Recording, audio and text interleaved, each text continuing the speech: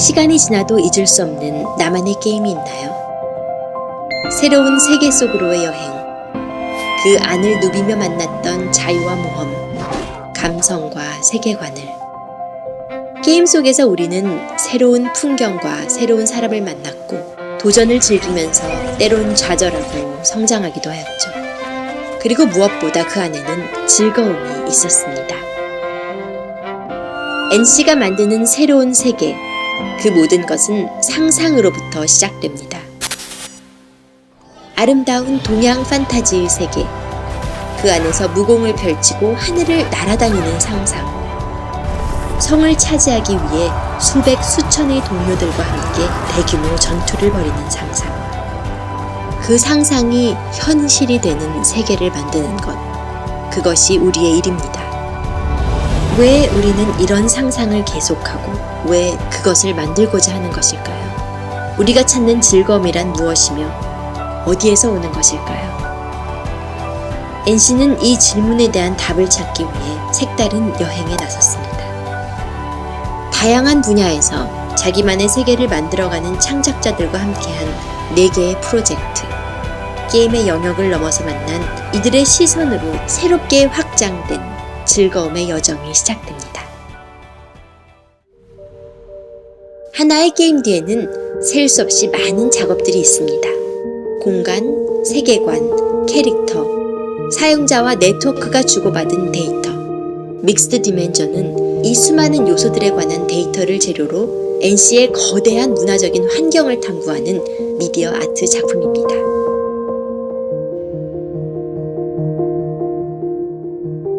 제가 하는 분야가 그 뉴미디어 아트 중에서도 컴퓨테이셔널 아트인데요. 그쪽은 알고리즘도 알아야 되고 모든 아이디어 스케치라든지 제반에 무슨 기술 같은 것들이 필요하다면 그런 걸 다 습득해야 되는 특징이 있어요.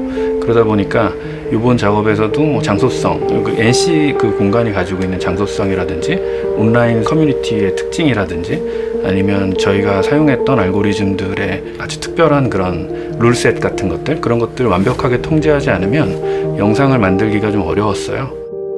보통 데이터 시각화 작가들이 사용하는 그 데이터들이 빅데이터이긴 하지만 공공 데이터에서 많이 추출을 해와요. 근데 그런 것들이 한 10,000건, 몇천 건 정도의 데이터만 가지고 작업을 하는 경우가 많은데 이번에 NC에서 제공해 주신 데이터는 거의 수십억 건, 1기가 정도 되는 굉장히 큰 데이터였어요. 그 데이터를 가지고 작품을 만들다 보니까 어떻게 게이머와 게이머 간에 관계가 형성되어 있고 그 관계가 얼마나 밀접하게 혹은 얼마나 느슨하게 설정이 되어 있는지를 수치적으로 알 수 있더라고요. 그게 아마도 NC의 그 게임이 가지고 있는 혹은 아마도 보편적인 게임이 가지고 있는 그런 인터랙션, 관계성 그런 것들을 구체적으로 보여주는 사례가 되지 않을까 싶었고 그걸 그대로 작품화시킨 게 NC 더 월드입니다.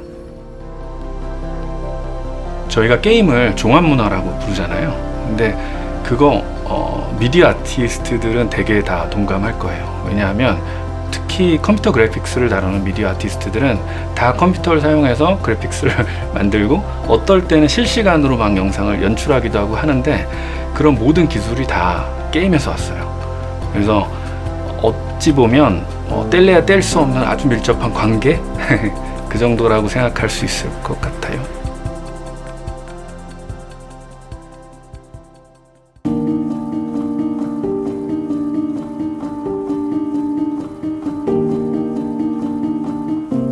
우리는 초인적 능력을 자랑하는 영웅서사에 열광하지만 모든 이야기의 이면에는 각자의 삶을 살아가는 수많은 인물들이 있습니다.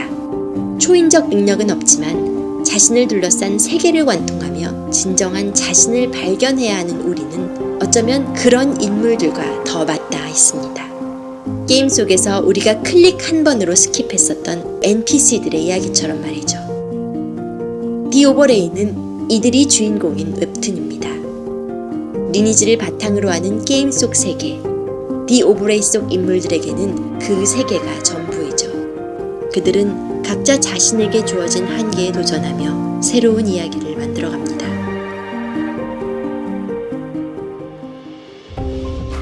영웅들의 이야기가 아닌 변두리의 인물들을 다룬다. NPC라는 이름이 없는, 또 플레잉을 할 수 없는 그런 캐릭터들의 이야기를 다룬다는 것이 굉장히 매력적으로 다가왔습니다. 그 리니지 관련된 자료들을 다 한 번씩 검토해봤고, 그리고 또 직접적으로 플레잉을 또 해봤어요. 중세 판타지 장르에는 또 무기나 갑옷 같은 것들이 많이 나와요. 그래서 무기 자료 같은 것들도 보면서 참고를 많이 했고요. 중세 풍경의 건물들, 여기 나오는 그런 참고 자료들 많이 보고, 근데 또 그거를 보면서 제 그림체에 좀 맞게 표현을 해야 되니까 그런 것들은 이제 스케치를 좀 하면서 제 그림 스타일 안에 좀 어울리는 표현이 되게끔 연구를 하였습니다. 평소에도 저는 이야기를 다룰 때 있어서 중심의 인물보다는 변두리의 인물들, 그리고 또 아웃사이더들, 그런 사람들이 성장하는 스토리에 굉장히 좀 관심이 많았었거든요. 그래서 이 이야기들을 통해서 소외된 사람들의 이야기들을 만화로 보여줄 수 있겠다, 이런 기획을 한다는 것 자체가 굉장히 반갑고 좋았죠. 게임을 소재로 이야기를 만들고 세계를 그리는 것은 저에게도 새로운 시도이자 도전이었어요. 저도 저의 어떤 한계를 좀 깨는 거죠. NPC들이 어떻게 보면 현재를 살아가고 있는 우리들의 이야기와 맞닿아 있는 부분이 있다 라는 것을 만화로 보여주는 이야기거든요. NPC들의 세계를 통해서 현재를 살아가는 내 자신과 게임 안의 이야기를 친숙하게 이해하게 될 수 있는 그런 계기가 될 수 있지 않을까, 이렇게 생각합니다.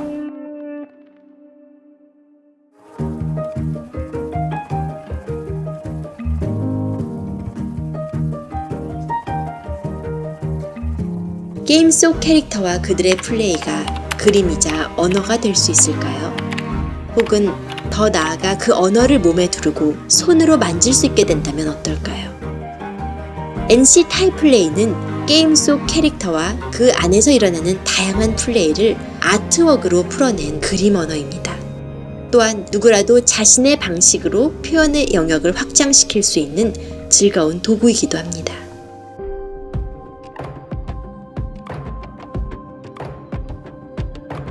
NC 타입 플레이는 그림의 형태를 띠고 있는 문자들로 이루어진 서체인데요. NC소프트에서 제작한 그 게임에서 환경이라든지 주인공 캐릭터라든지 아니면 몬스터 혹은 무기 혹은 상황 같은 것들을 저만의 그림으로 그려서 그 그림을 디지털화 시킨 다음에 그 디지털화된 그림을 서체 프로그램으로 이용해서 서체로 만든 프로젝트입니다. 예를 들면은 A는 삼각형처럼 생겨야 A거든요. 삼각형에 있는 애는 몬스터를 넣고 사선 두 개는 전사를 넣어서 이제 셋이서 대립 직전의 모습을 그렸거든요. 그리고 레벨업은 그런 가독성보다는 캐릭터 간의 관계 혹은 확장된 이야기를 중심으로 만든 서체인데요. 이번엔 저랑 가장 가까운 문자랑 협업하고 싶었어요. 그래서 문자에 대해서 이제 계속 들여다보고 혹은 문자에 대해서 리서치를 했을 때 문자가 그렇게 행복해 보이지는 않았던 것 같아요. 그 문자 박스에 갇혀서 계속 통역하는 사람처럼 글쓴이가 준 정보를 읽는 사람들한테 계속 전달하는 역할을 하는 전화교환원처럼 열심히 일하는 모습처럼 보였거든요. 그래서 이들한테 이런 감옥 같은 것도 해체시켜주고 정보 이제 너 그만 전달해도 되고 네 이야기 해도 돼 라고 하고 싶었기 때문에 문자에서 가장 중요한 가독성을 드러내는 작업을 했던 거예요.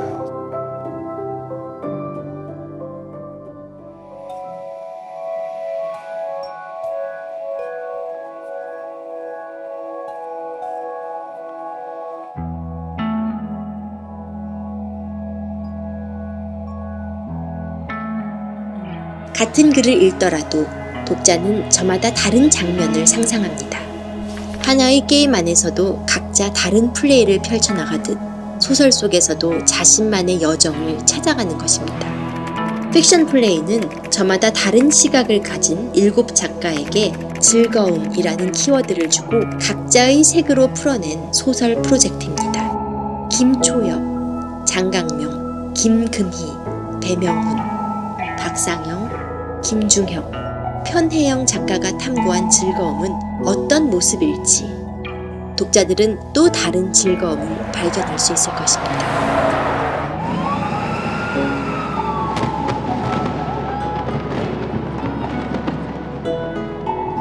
저는 오히려 주제 때문에 편안하게 느꼈던 것 같아요. 평소에는 제가 뭐 환상이나 일상을 벗어나는 것들에 대해서 잘 못 쓰는 편이거든요. 그야말로 저한테는 놀이처럼 쓰게 됐던 그런 작품이었습니다. 뭔가 인류에게 도움이 되는 뭘 만들어야 된다. 뭔가를 생산하는 걸 만들어야 될 거다라고 생각을 하게 되잖아요. 그게 어떻게 보면 제가 하고 있는 일, 창작하고는 조금 반대되는 일이기도 해요. 사실 그렇게 쓸모있는 일인지 잘 모르겠거든요. 제가 쓰는 소설이 어떤 경우에는 실용적이기도 하지만 많은 경우에 사람들이 생각하는 생산성하고는 조금 거리가 멀지만 사실은 그래도 가치가 없는 일이라고 생각하지는 않고요. 세상의 균형은 열심히 하는 것뿐만이 아니라 즐기는 것도 그만큼 많이 열심히 즐겨야 이 두 개가 균형이 맞아서 세상이 더 살기 좋아진다고 저는 생각을 하고요.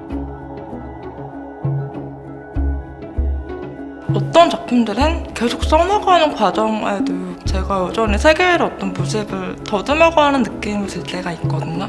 그래서 지금 직접 SF를 쓰면서 느끼는 건 이 가상세계가 주는 어떤 안전한 느낌이 있어요. 내가 세계에 완전히 속하지 않고 한 발짝 떨어져서 보는 그런 안전한 느낌이 있는데, 한편으로는 이렇게 한 발짝 떨어져서 보기 때문에 내가 예전에는 보지 못했던 방식으로 다시 현실을 볼 수가 있거든요. 어떤 그런 좀 기울이는 감각?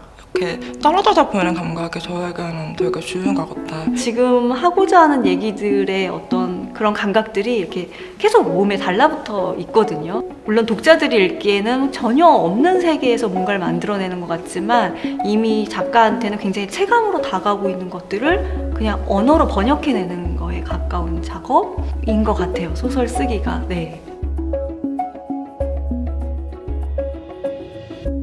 저는 개인적으로 게임의 미래가 스토리텔링의 미래라고 생각을 하거든요. 저희 같은 세대는 소설이나 드라마나 영화를 통해서 스토리텔링에 대한 생각을 했다면 지금 세대, 다음 세대는 아마 게임을 통해서 그런 걸 할 것 같아요. 그런 의미에서 현재 활동하고 있는 작가들 혹은 스토리를 만드는 사람과 게임이라는 미래의 산업과 함께 일을 한다는 건 굉장히 의미 있는 일이라고 생각을 하고, 20세기 초반에 당시의 소설가들이 영화가 막 탄생했을 때 영화를 두고 너무 궁금해하던 그런 글들을 읽었어요. 지금 생각해보면 너무 어처구니가 없는데 영화가 과연 예술이 될 수 있을까? 뭐 이런 토론들을 하더라고요. 당시의 소설가들한테는 종합예술로서의 영화라는 게 되게 상상 밖이었나 봐요. 이게 어떻게 하면 예술이 될 것 같기도 하고 아닐 것 같기도 한데 잘 모르겠다. 지금 게임을 보는 사람들의 마음도 그런 것 같습니다. 지금은 2021년에는 좀 상상이 안 가는데 아마 2040년쯤 되면은 정리가 돼서 제가 되게 새롭고 강력한 예술 장르가 태어나는 거를 목격을 할 것 같은데, 그런 목격자가 되는 것도 재밌고 흥미진진할 것 같습니다.